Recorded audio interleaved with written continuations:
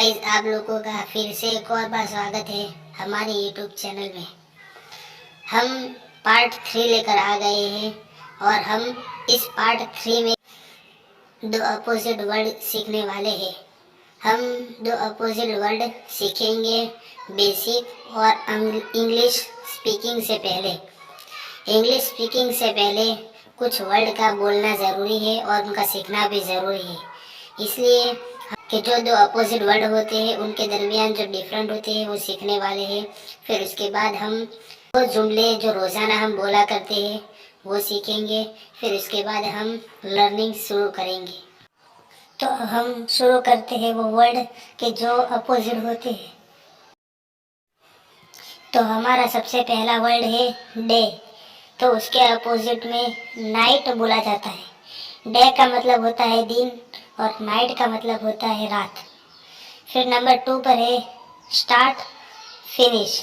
Start कहते हैं शुरू करना और फिनिश कहते हैं ख़त्म करना। उसके बाद थर्ड नंबर पर है लाइफ और उसके अपोजिट में है डेथ। लाइफ का मतलब होता है ज़िंदगी गुजारना और डेथ का मतलब है मर जाना।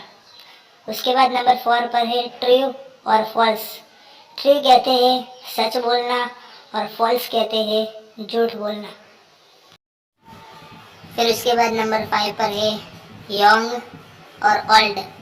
यंग का मतलब होता है जवान और ओल्ड का मतलब होता है बूढ़ा। नंबर 6 पर है राइट और उसके अपोजिट में है रॉन्ग। राइट कहते हैं सही को और रॉन्ग कहते हैं गलत को। उसके बाद है कोल्ड और उसके अपोजिट में है हॉट।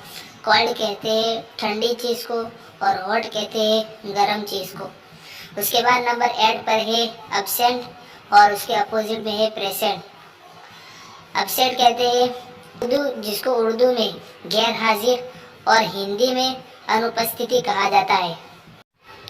प्रेजेंट को हिंदी जुबान में वर्तमान कहा जाता है और उर्दू ज़ुबान में मौजूदा को कहा जाता है। उसके बाद है रिच यानी अमीर और उसके अपोजिट में है पुअर यानी गरीब। उसके बाद है पब्लिक यानी सार्वजनिक और उसके बाद है उसके अपोजिट में है प्राइवेट यानी निजी। उसके बाद है क्लीन और उसके अपोजिट में है डर्टी। क्लीन कहते हैं साफ सफाई को और डर्टी कहते हैं गंदी और मैली चीज़ को। उसके बाद है इजी और उसके अपोजिट में डिफ़िकल्ट। इजी कहते हैं आसान चीज़ को और डिफ़िकल्ट कहते हैं मुश्किल चीज़ को। उसके बाद है क्वेश्चन और उसके अपोजिट में बोला जाता है आंसर। क्वेश्चन का मतलब होता है सवाल और आंसर का मतलब होता है जवाब। उसके बाद है फाइंड और उसके अपोजिट में है लूज। फाइंड का मतलब होता है तलाश करना और लूज का मतलब है गुम पाना।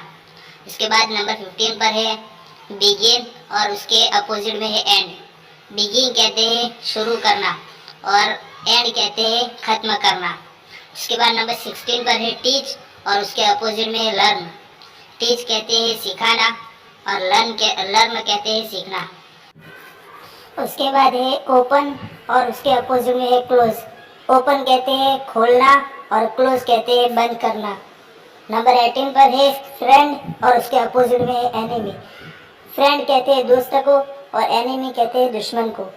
उसके बाद नंबर 19 पर है राइज और उसके अपोजिट में है सेट। राइज और सेट ये दोनों सिर्फ और सिर्फ सन यानी सूरज के लिए इस्तेमाल होते हैं। राइज कहते हैं तुलु होना और सेट कहते हैं गुरूब होना। उसके बाद नंबर 20 पर है सक्सेस और उसके अपोजिट में है फेल। सक्सेस कहते हैं कामयाब होना और फेल कहते हैं नाकाम होना।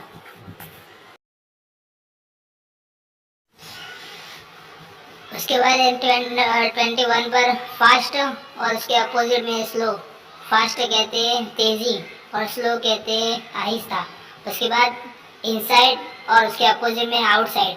इनसाइड कहते हैं अंदर और आउटसाइड कहते हैं बाहर। उसके बाद है एक्सेप्ट रिफ्यूज़। एक्सेप्ट कहते हैं कबूल करना और रिफ्यूज़ कहते हैं इनकार करना। उसके बाद नंबर 24 पर है प्रॉफिट और उसके अपोजिट में है लॉस। प्रॉफिट कहते हैं नफ़ा को और लॉस कहते हैं नुकसान को। उसके बाद 25 पर है विक्टोरी और उसके अपोजिट में है डिफीट। विक्टोरी कहते हैं जीतना और डिफीट कहते हैं हारना। उसके बाद नंबर 26 पर है मैक्सिमम और उसके अपोजिट में है मिनिमम। मैक्सिमम कहते हैं ज़्यादा से ज़्यादा चीज़ को और मिनिमम कहते हैं कम से कम चीज़ को। उसके बाद 27 पर है मेजॉरिटी और उसके अपोजिट में है मिनॉरिटी। मेजॉरिटी कहते हैं कसरत को और मिनॉरिटी कहते हैं कम को। मेजॉरिटी और मिनॉरिटी ये लोगों यानी पब्लिक की सिर्फ कसरत और कमी को बतलाने के लिए इस्तेमाल होता है। उसके बाद नंबर 28 पर है रियल और उसके अपोजिट में है इमेजनरी। रियल कहते हैं हिंदी ज़बान में असली और उर्दू ज़बान में हकीकी चीज़ को कहते हैं और उसके अपोजिट में है इमेजनरी। इमेजनरी को हिंदी ज़बान में काल्पनिक कहा जाता है और उर्दू ज़बान में फर्जी चीज़ को कहा जाता है। अब हम पार्ट 3 को यहाँ पर ही ख़त्म करते हैं और कुछ और भी वर्ड है जिसको हम पार्ट 4 में लेके आएंगे, जिसमें और भी अपोजिट वर्ड सिखाए जाएंगे। Thank you so much. आप लोग हमारे चैनल को सब्सक्राइब करो, लाइक करो और शेयर करो।